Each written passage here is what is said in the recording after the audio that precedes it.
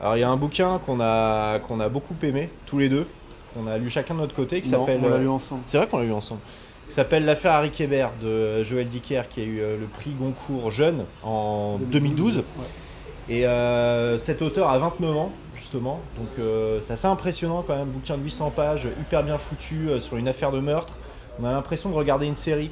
Et je pense que c'est ça quelque part qui nous a plu. Et c'est ça qui nous a plu et également il fait part donc de ses... Enfin il y a évidemment toute une histoire de meurtre mais la base même de ce livre c'est son problème de réécriture. C'est-à-dire qu'il a fait un premier roman qui a cartonné, il a tout gagné, il a rencontré le succès, etc.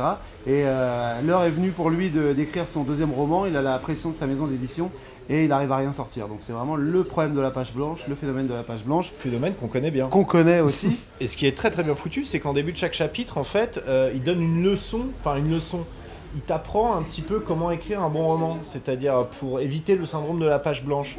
Il y a un petit début comme ça où il dit, voilà, le plus important c'est d'avoir des personnages très forts, qu'à la fin de l'intro, au bout de 10 pages, on ait une intrigue très forte, c'est un peu aussi... De s'approprier les mots aussi. Voilà, faire en sorte que quand ouais. tu utilises un mot, quand les gens vont le retrouver ailleurs, ils vont se dire « Ah mais oui, ce mot-là me fait penser justement à ce que j'écris dans mon roman ». Comme nous, on essaie de faire dans les sketchs, Voilà. on appelle ça les sortes de gimmicks. Voilà, nous, c'est ça, c'est ce qu'on fait aussi vachement dans nos sketchs. Il y a des mots qui ressortent, voilà, le gimmick, exactement.